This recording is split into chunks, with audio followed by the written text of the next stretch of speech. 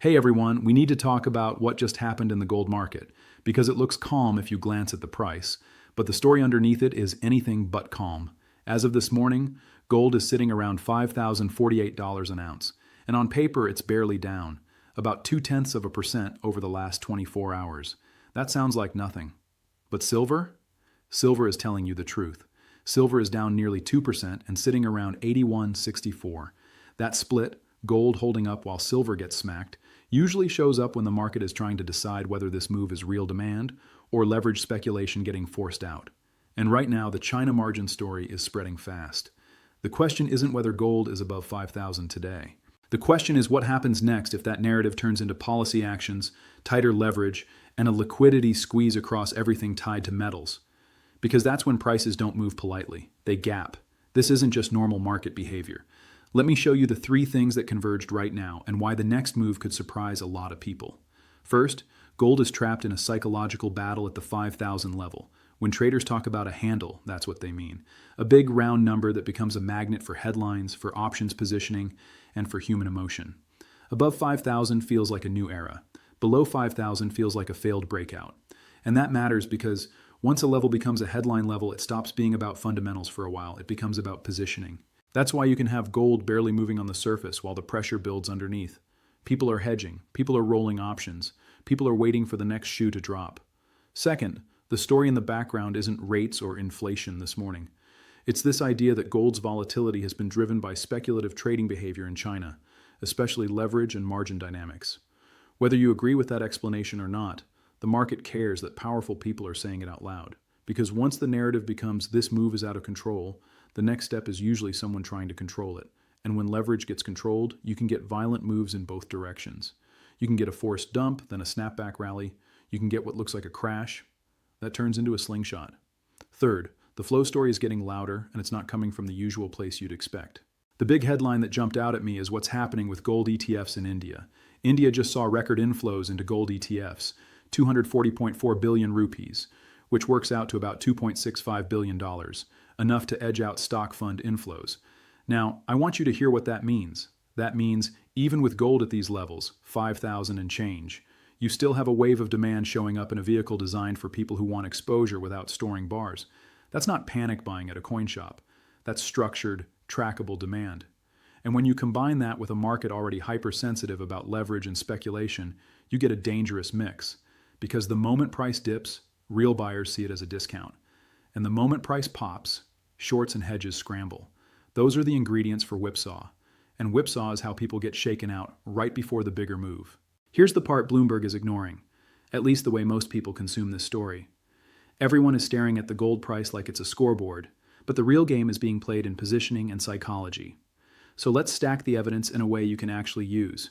Smart money moved before the crowd noticed, and you can see it in the way gold is behaving versus silver. Let's start with the institutional behavior because this is where most retail investors get tricked. When gold is basically flat, down a hair, and silver is down almost 2%, that's often a sign of preference. Gold is being treated like a reserve asset. Silver is being treated like a risk asset. That doesn't mean silver is bad. It means silver is more exposed to liquidation waves when traders need cash or when leverage positions get tightened. Now zoom out to what's being talked about. Leverage and speculation tied to China. If regulators, exchanges, or brokers tighten margin requirements, even subtly, what happens? People who are riding leverage have to post more collateral, or they have to reduce positions. And when that unwind happens, it doesn't care about your long-term thesis. It just sells.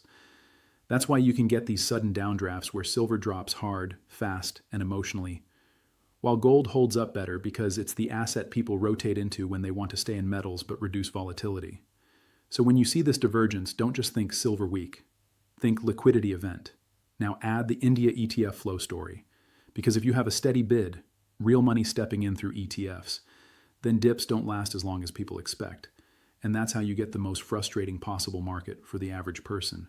It goes down just enough to scare you. Then it rips just enough to make you chase. Then it drops again to punish you. That's not an accident. That's how positioning gets reset. Now let's talk technicals, but I'm going to keep this in plain English.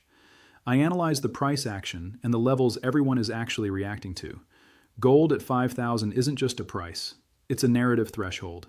When gold is above it, every headline reads like new era, price discovery, monetary reset, central banks, and end of the dollar. When gold is below it, the headlines turn into bubble, speculation, who's to blame, and is the top in. That flip matters because markets are storytelling machines, and right now, the story is in a tug of war. At about 5,048, gold is basically hovering above the line. It's like someone is holding a beach ball underwater, and you can't tell if it's going to sink or explode upward when pressure releases. Silver's level is different. Silver had been talked about around 84 recently in the social chatter. Now it's about 81.64, so the market has a clear before and after reference point. People remember the high, they feel the drop. And silver is the metal that makes investors emotional because the moves are bigger in percentage terms. A 2% move in silver is a punch. A 2% move in gold is a headline. That difference is exactly why silver gets sold harder in a leverage squeeze, because it's the position that can blow up faster. So here's the practical technical takeaway. If gold holds above 5,000 while silver stabilizes and stops bleeding, that's usually the setup for a renewed metals push, because it tells you the liquidation is finishing. But if gold loses 5,000 decisively while silver keeps dropping, then the market is signaling a broader unwind, not just a silver-specific shakeout. And that's the moment you see correlation go to 1. Everything sells together, not because the long-term story died, but because the short-term need for cash takes over. Now let's talk fundamentals, because this is where you need to separate what moves prices today from what sets up prices next month. The fundamental role of gold is simple. Gold is a confidence barometer. When confidence in paper promises weakens, gold tends to get bid. The fundamental role of silver is more complicated. Silver is both money and industry. That means it can get hit when growth fears rise, because people worry industrial demand slows, while gold gets supported because people worry monetary stability is weakening. So in a world where the dollar index is softening and bond narratives are shifting, it's completely possible for gold to look resilient even while silver gets thrown around. And that brings us right back to why this China speculation story matters. Not because it's the only driver, but because it's a catalyst that can change the speed of the market. When leverage is easy, moves can inflate. When leverage tightens, moves can compress violently, and both phases are dangerous if you're trading emotionally. History is repeating itself. And I don't mean that in a dramatic everything is the same way. I mean the sequence, the psychology, has run before. Back in March of 2020, gold and silver didn't fall because the world suddenly stopped believing in metals. They fell because everything got sold for liquidity. People needed dollars. Funds got margin called. Risk systems forced selling. Silver got crushed harder than gold because silver is more volatile, more leveraged, and more tightly connected to risk appetite. Then what happened? After the forced selling ended, metals didn't just recover, they surged. Gold ripped to new highs over the next months. Silver went on a historic run. And the people who got shaken out at the bottom didn't get shaken out because their thesis was wrong. They got shaken out because the timing of liquidity was wrong. Now, I'm not saying today is March of 2020, but the pattern, calm gold, weak silver, leverage narratives, volatility blame games, this is the same kind of emotional terrain. Stage 1 in these cycles is usually a story rally. Prices rise, headlines multiply, and everybody feels like they missed it. Stage 2 is the policy and leverage response. Someone points a finger. Someone changes rules. Someone tightens conditions. Stage 3 is the liquidity flush. That's where weak hands get forced out. Stage 4 is the real move, where the market trends again, usually in the direction that fundamentals were pointing all along, after positioning is cleaned up. So where are we right now? We're in that messy zone between the policy and leverage narrative and the liquidity flush. Gold is acting like it wants to hold the new regime. Silver is acting like it's getting wrung out. That combination is exactly what you see when the market is in a reset, not an ending. Let's make this personal, because I don't want you watching this like it's entertainment. I want you to understand the dollars and cents impact on your life and your decisions. If you're holding metals exposure, whether it's a gold ETF, silver ETF, mining stocks, or physical, this kind of day is how you get mentally manipulated. Silver down nearly 2% doesn't sound huge until you translate it. If silver drops from about 83 down to 81.64, that's roughly $1 and change per ounce. If you have, say, 500 ounces of exposure, physical or equivalent, that's roughly $500 to $700 moved against you in a short window. If you have 1,000 ounces, it's more like 1,000 to 1,500. And for a lot of people, that's not pocket change. That's a car payment. That's groceries for a month. That's real. Now look at gold. Gold barely moved, down around $10, while still hovering above 5,000. So if your metals exposure is heavier in gold, you felt almost nothing. If your metals exposure is heavier in silver, you felt the punch. That difference matters because it changes behavior. Silver holders start second-guessing themselves, gold holders start feeling safe, and the market loves exploiting that difference because it creates rotations and capitulation. Here's what it means for your portfolio psychology. If you can't tolerate silver volatility, you'll sell it at the exact wrong time, right when the forced selling is near the end.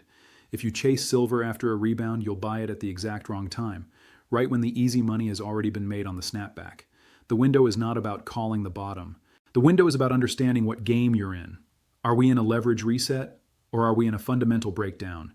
And based on what I'm seeing, the 5,000 level in gold holding, the India ETF inflow headline, and the way the narrative is forming, this looks more like a leverage and positioning story than a fundamental collapse. That doesn't mean prices can't drop more. They absolutely could.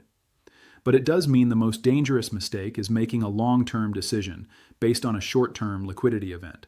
Look, the question isn't whether volatility continues. The math is clear. When the market starts blaming speculation, especially in a specific region like China, it increases the odds of tighter conditions.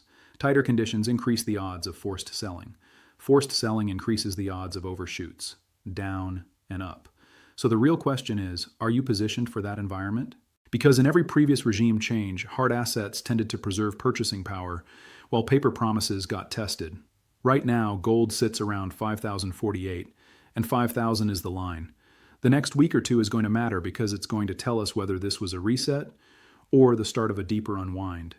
This is educational content, not financial advice. Do your own research. Consult licensed financial advisors before making investment decisions. These are market observations and analytical frameworks, not buy or sell recommendations, but the data tells the story. All right, before you go, 3 quick things. 1, drop a comment below. Tell me where you're watching from, and give me your prediction. Where do you think gold is headed by the end of the month? And where do you think silver is headed by the end of the month? 2, if you're not subscribed, hit that button now. I'm putting out unfiltered analysis consistently. And listen, I'm fighting copycat channels stealing this content. If this video provided value, comment data over hype, so the algorithm knows you're here for the original. 3, next video drops tomorrow. I'm covering the one indicator that tends to flash right before these leverage resets turn into the next big trend move. And it's flashing again. You won't want to miss it. See you there.